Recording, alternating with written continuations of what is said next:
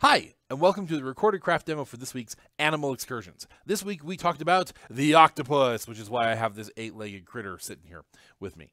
So the octopus is an amazing animal with 3 hearts, a brain distributed throughout its entire body, and who can truly multitask, unlike any human on the planet. So let's go ahead and make our very own fluffy octopus. This guy, because he's got foam in his head, he'll actually float, so you can take this in the bath with you. I think this would be a great bath toy. So let's go ahead and get started.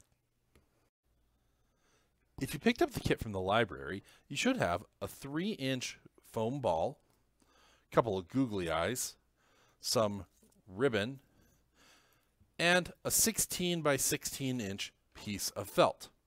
You're also going to need a pair of scissors, and you might want a marker to draw with. To begin your project, unfold the felt, and in the corners you are going to cut out a 5 by 5 square, approximately like that. And do that from all 4 corners.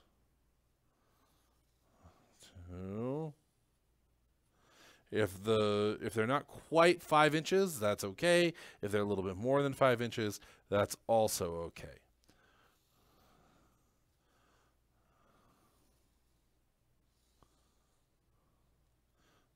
There we go.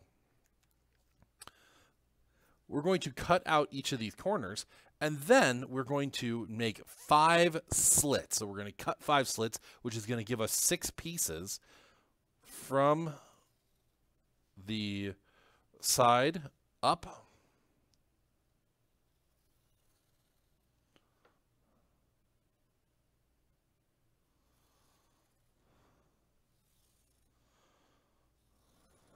about 5 inches, like that. So we'll have 1, 2, 3, 4, 5, 6 pieces of felt, strips of felt, on each side. So you can, one easy way to do this is just simply find the center, do 1 in the center, and then do 2 on either side of it. That gives you the roughly equal pieces.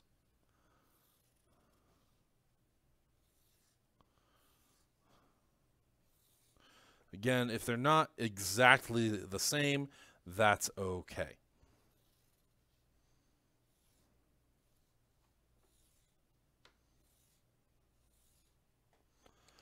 Now, go ahead and take your scissors and cut them out. Remove the squares from each corner, reserve them because you could use them for something else, and then cut each of these lines.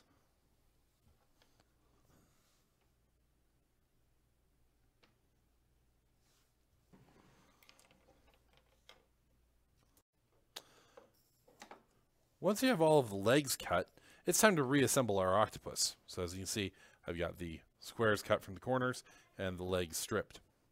Go ahead and take your head of your octopus, put it back in the center of your felt, and simply gather it up around the octopus. You can either tie it off with some of the ribbon, or tie an overhand knot. Now, I actually think that if I tie an overhand knot, I'm not going to have enough cord, not enough leg strength here. So I'm actually going to do something different. I'm going to cut myself out a lace from this piece of felt here by cutting a spiral and use that to tie it off.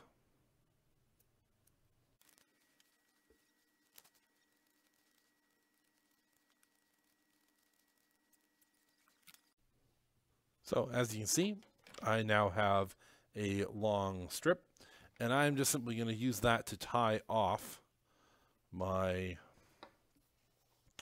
octopus's head.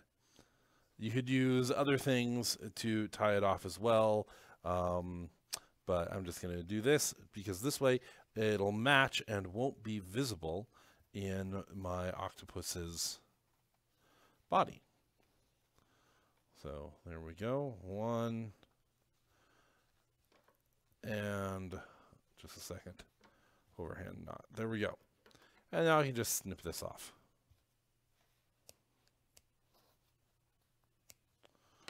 There we go.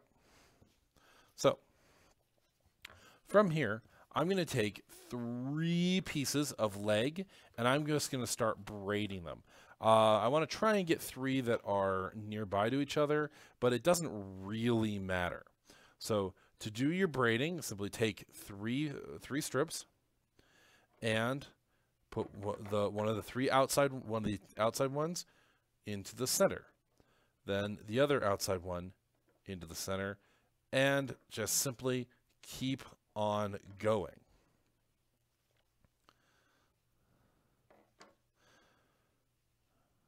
There we go. Okay, once you get down to the bottom of where you're going to stop your braiding, so you can see I now have this leg braided, we're going to take a bit of our ribbon and just simply tie it off with this ribbon. That will prevent our octopus from taking his legs back, shall we say, and unraveling. You can tie pretty bows, but I recommend tying something that isn't really going to come out. So just doing an overhand, double overhand knot type thing will work just fine, like that.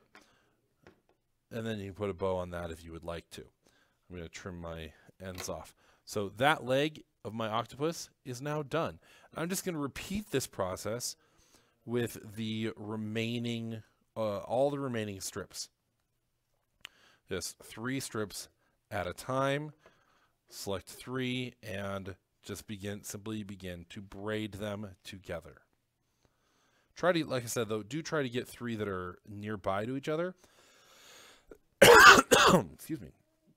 Because that will assist with the entire process going smoothly and not having some extra short tentacles or something like that. So, arms. They are technically arms on an octopus, not tentacles. All right, so here we go. And you want them as long as you can get them to be, because octopi have nice long legs. In addition to their super tremendously large brains. Okay, and then again, just simply tie it off when you get down to the bottom.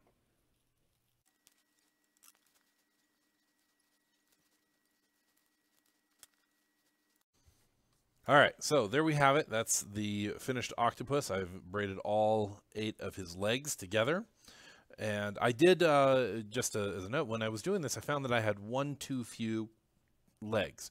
So all I did was take one of the other legs and simply cut it in 2 pieces, and that gave me 1 additional piece with which to braid. So the final thing you want to do for your octopus is add some eyeballs.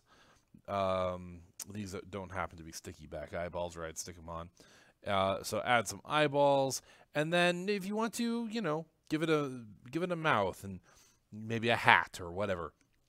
Have some fun, decorate your octopus up, and I'd love to see your final octopus once he is all done. And here we go. Octopus away!